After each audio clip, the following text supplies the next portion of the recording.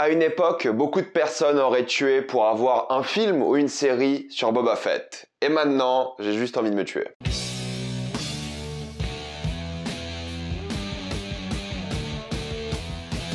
The Book of Boba Fett. Comme d'habitude, jusqu'à la minute indiquée dans le titre de la vidéo, il n'y aura pas de spoiler. Jusque-là, vous êtes tranquille, après on va tout spoiler. The Book of Boba Fett est l'histoire du personnage de Star Wars Boba Fett après les événements de la saison 2 de Mandalorian. Il doit donc reprendre le trône de Jabba the Hutt et protéger sa ville dans Tatooine. Et c'est là que beaucoup d'adversaires vont intervenir. J'ai déjà fait une vidéo sur The Book of Boba Fett la semaine dernière pour parler de plusieurs problèmes qu'avait la série, des problèmes fondamentaux. Je parlais du fait qu'on voulait une série sur un chasseur galactique, mais c'est déjà ce qu'on avait eu aussi. Je parlais du fait qu'on avait un peu marre de voir les mêmes planètes en boucle, les mêmes époques. Enfin bref, je vais pas refaire la vidéo ici. Il y a la vidéo qui est disponible, allez la voir, elle est plutôt sympa. On parle vraiment de ce que devrait être Star Wars aujourd'hui. Alors The Book of Boba Fett, c'est sûrement l'une des séries Disney pour l'instant les moins populaires. En tout cas, ça l'était à ses débuts. Sorti en toute fin d'année avec des épisodes, les premiers, on va dire les 4 premiers, assez moyens. Je dirais même plus qu'assez moyens, juste extrêmement emmerdants, si je puis me permettre. Excusez-moi pour le langage. C'est des épisodes qui ne donnaient pas du tout envie de voir la suite, pour plein de raisons différentes, on va en parler aujourd'hui. Mais c'est vrai que la série a eu un regain de popularité avec l'épisode 5 et 6 majoritairement, car ce sont des épisodes qui ne parlent pas de Boba Fett, c'est ça qui est assez hilarant. Du coup, plein de gens, quand ça a parlé de la série, ils ont dit « Oh, trop bien,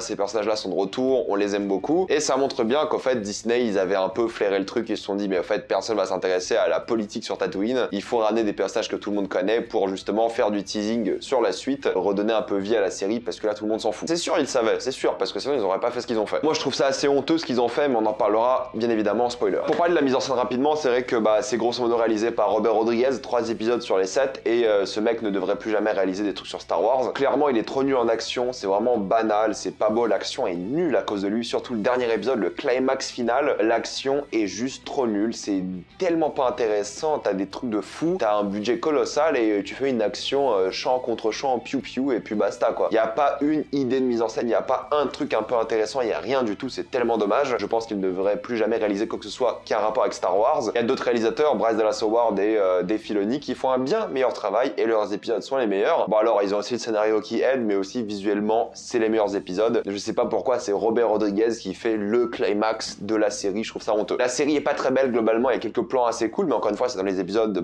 5 et 6 qui sont les plus jolis, les plus intéressants visuellement, mais bon, ça reste assez basique niveau de la mise en scène, sauf quelques idées dans ces épisodes-là. Des épisodes où je ne rappelle, Boba n'est quasiment pas présent. Donc c'est pas très beau, mais c'est vrai que les effets spéciaux sont plutôt convaincants. Voilà, ça reste le budget de Disney, donc c'est plutôt bien fait. Et j'aime bien le fait qu'il y a beaucoup de marionnettes, il n'y a pas que des effets spéciaux CGI sur ordinateur, il y a beaucoup de marionnettes et ça se ressent, et ça permet de donner une impression de palpabilité à la chose, et donc ça c'est plutôt cool. Mais c'est vrai que globalement, c'est bien fait de ce point de vue-là. Techniquement, c'est bien fait, quoi, voilà, faut l'admettre. C'est juste la mise en scène qui est globalement mauvaise, et la série où on s'ennuie terriblement. Parce qu'en fait, c'est ça le problème de cette série Boba Fett, c'est que les 4 premiers épisodes vont être partagés en 2 parties. Il y a la partie sur Boba Fett, où on va avoir ses flashbacks, comment est-ce qu'il est sorti du Sarlacc et des choses comme ça. Les flashbacks que j'aime bien, qui sont plutôt intéressants, ça donne une perspective un peu différente à Tatooine, et ça permet de développer des relations, une sorte de passé vraiment intéressant. Mais de l'autre côté, t'as le côté politique de la chose, où Boba Fett est revenu reprendre le trône en question. Là, c'est la politique, il prend rendez-vous pour voir le maire de la ville, il essaie de recruter des gens, des Power Rangers, enfin c'est horrible. On en parle après de cette histoire-là, mais c'est que voilà, on s'ennuie terriblement, il y a rien d'intéressant, il y a rien d'excitant. Il y a l'écosystème Tatooine, on en a un peu marre de voir Tatooine sans arrêt, et j'ai l'impression qu'il y a que ça dans Star Wars, c'est horrible. Mais j'avais vraiment envie de m'endormir devant les 4 premiers épisodes, c'était vraiment des épisodes où j'en avais vraiment rien à faire, globalement. La partie sur Tatooine était, d'après moi, très pénible à suivre. Pas mauvaise, mais juste, on s'ennuie terriblement, quoi. Enfin, moi, j'ai ressenti aucune excitation sur Tatooine, et ça, c'est terrible. Série Star Wars, ça va être trop bien, même moi qui n'étais pas très fan de la première saison de Mandalorian. La deuxième que j'avais beaucoup plus aimé, c'est vrai que, au moins, il y avait une excitation, un appel à l'aventure. Là, il y a rien, t'es sur Tatooine, ça papote et tout, c'est pas intéressant du tout, quoi. Il y a quelques scènes un peu à droite à gauche, sympathiques dans tous les épisodes, vite fait, mais bon, c'est pas entraînant, quoi, c'est pas divertissant, pas assez. Tu la regardes et tu dis, ouais, c'est pas terrible, ça passe, quoi. Et le problème, c'est que Boba Fett est super chiant comme personnage, quoi. Là où Mando, pour le coup, était intéressant, il y avait quelques relations intéressantes par rapport à sa foi, par rapport à ses autres personnages, par rapport à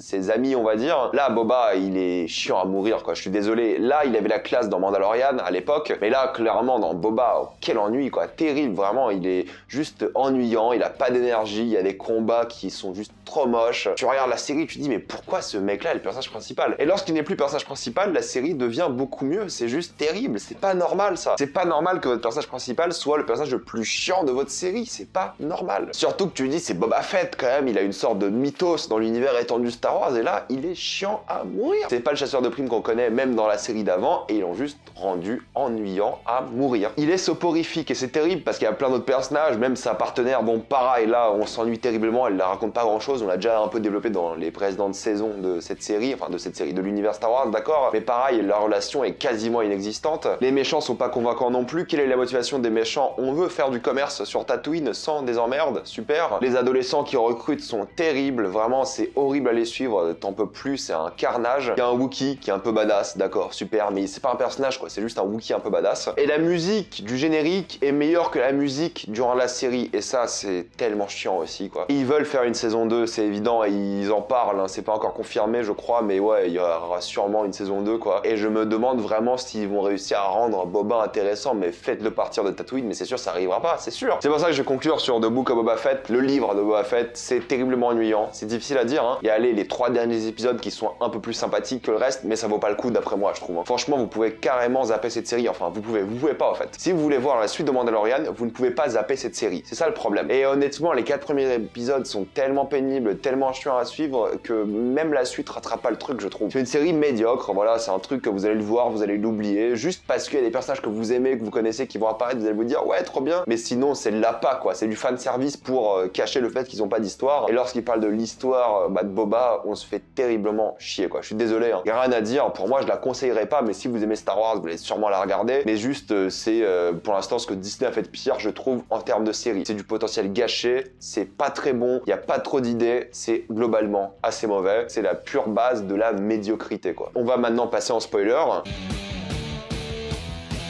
Vous l'avez bien compris, cette saison de Book of Boba Fett, au fait, c'est une sorte de préquel à la saison 3 de Mandalorian. On l'a bien remarqué, les derniers épisodes avec Mando sont largement les meilleurs. C'est ça qui est triste aussi, hein, faut l'admettre. Mandalorian n'avait pas besoin de Boba Fett pour avoir une bonne série. Boba Fett a besoin de Mandalorian, et ça c'est tragique. Que l'épisode 5 ou 6 soient les meilleurs alors qu'il n'y a pas Boba Fett, c'est juste preuve de ce que ça veut dire, hein. Boba Fett, il fait un caméo dans sa propre série, c'est vraiment n'importe quoi. Il y en a plein qui l'ont justifié en mode oui, mais c'est un livre, il y a plein d'histoires, plein de chapitres. Dans plein de séries, t'as des histoires un peu en dehors de ça. Dans plein de séries, d'accord, dans des animés, des choses comme ça, quand t'as 24 épisodes par saison, ou 16, mais là t'en as 7, et t'en as 2 qui sont pas sur le personnage principal. L'épisode 6 ne sert à rien. C'est la vérité, l'épisode 6 ne sert quasiment à rien. Je dis pas qu'il est mauvais, mais l'épisode 5 et 6 sont de l'appât plus qu'autre chose. C'est du fan service pour rien. C'est cool de revoir Mando, d'accord, mais Boba Fett aurait très bien pu avoir sa série sans lui, mais je pense que Disney s'est rendu compte qu'au final, bah, il savait qu'il avait pas assez d'énergie dans la série et fallait ramener Mando. Mais ce qui m'énerve le plus, c'est la manière dont Disney font les choses. Si t'as pas vu Boba Fett, tu seras complètement perdu quand tu regarderas Mandalorian saison 3, qui sortira en fin d'année normalement. Et ça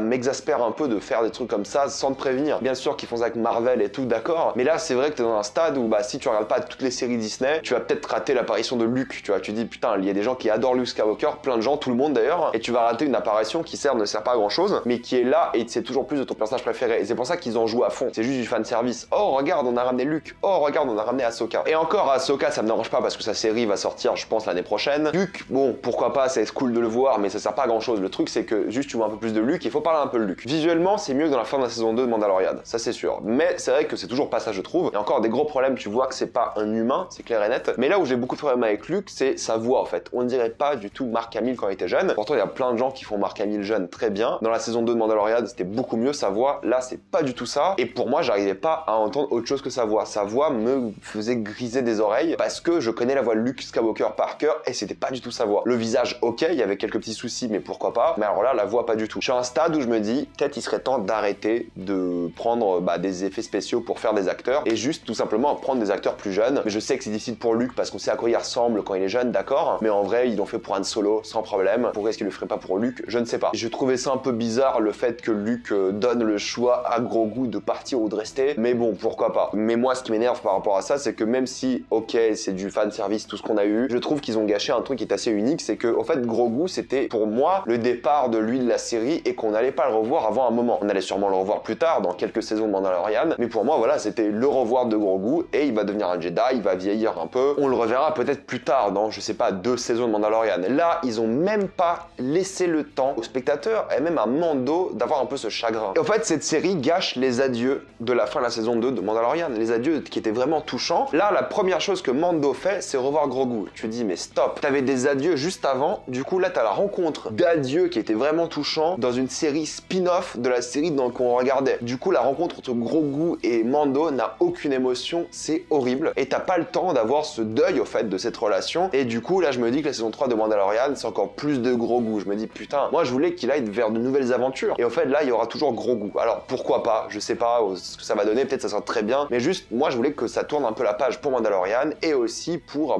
Grogu, tout simplement. Qu'on lui laisse le temps de revenir dans quelques saisons. Peut-être à la fin de la saison 3 de Mandalorian, au début de la saison 4, ou à la fin de la saison 4. Enfin bref, pour moi, ça m'énerve qu'ils aient gâché ça dans une série spin-off. La rencontre qui aurait pu être très touchante dans quelques épisodes. Ou dans quelques saisons, j'en sais rien. Et ce qui va se passer, c'est qu'on sera obligé maintenant de mater des séries médiocres pour voir des personnages qu'on adore pendant 2 minutes. Et pour aussi avoir la suite de séries qu'on aime bien. Je vais devoir me taper, alors bon, je vais le faire quand même parce que moi, c'est mon délire et c'est mon travail aussi de regarder des séries Star Wars. Et pour les gens qui doivent tout regarder, c'est pénible quoi. Tu dis putain, tu vas arrêter plein de trucs si t'as pas regardé tout Boba Fett. Tu vas te taper une saison 2 de Boba Fett où ce sera encore de la politique sur Tatooine. Il y aura Dark Vador, enfin tu vas péter un câble, c'est pas possible. Pareil pour Cad Bane, ils l'ont gâché, ils l'ont complètement gâché. Ils avaient une entrée vraiment spectaculaire pour lui et le combat à la fin avec Cad Bane et Boba est nul quoi, vraiment nul. Tout le climax est trop mal filmé, c'est un enfer quoi. Les robots géants là sont super lents, c'est vraiment horrible. Le Rancor, t'as même pas l'anticipation parce qu'au début de la série ils disent je veux chevaucher cette bête et juste après il la chevauche. T'as pas ce moment où il s'entraîne, où il apprend à le faire, non, d'un coup il ramène le Rancor, je chevauche. On a bien vu qu'il maîtrisait pas bien le Rancor parce qu'il devient méchant à la fin, il a son moment un peu King Kong. Et tu sais pas si le Rancor il peut se faire tuer parce qu'il se prend des coups de métal dans le bide quand même. À un moment il a une énorme cicatrice parce qu'il prend un coup de laser. Enfin bref, il y a un moment, est-ce qu'il peut mourir le Rancor et comment? Luke l'avait tué bien plus facilement dans le Retour du Jedi. Enfin c'est un truc de fou quoi. Ce climax était vraiment filmé avec le cul, il est vraiment pas excitant et c'est terrible quoi. T'as un Rancor, t'as Cad Bane, t'as plein de personnages super cool, t'as une grosse baston et c'est pas excitant, c'est horrible. Et puis la scène post-générique avec Timothy Olyphant, si je dis pas de bêtises, à la fin dans la cuve de Bacta, ouais super. Enfin j'aime bien l'acteur et tout, c'est cool qu'ils reviennent. Là la scène post-générique nulle quoi. Bref, je vais m'arrêter là. Je suis carrément déçu de Book of Boba Fett. Hein. Franchement, il n'y a rien à sauver pour moi, c'est une véritable déception. Enfin, il n'y a rien à sauver, j'exagère un peu, mais voilà, je suis carrément déçu. Je m'attendais à beaucoup mieux, honnêtement, et je pense qu'on méritait mieux aussi. Mais j'attends aussi votre avis dans les commentaires. Je dis pas que c'est une série catastrophique, hein, mais juste, enfin, on méritait mieux quoi. Je suis désolé, c'est juste décevant. Mettez-moi tout ça dans les commentaires, votre avis, je suis curieux de lire ça. Comme d'habitude, pensez à vous abonner à la chaîne pour plus de vidéos. Mettez un j'aime et partagez cette vidéo, ça aide beaucoup la chaîne. Suivez-moi sur tous les réseaux, et moi je vous dis à la prochaine fois. Salut à tous.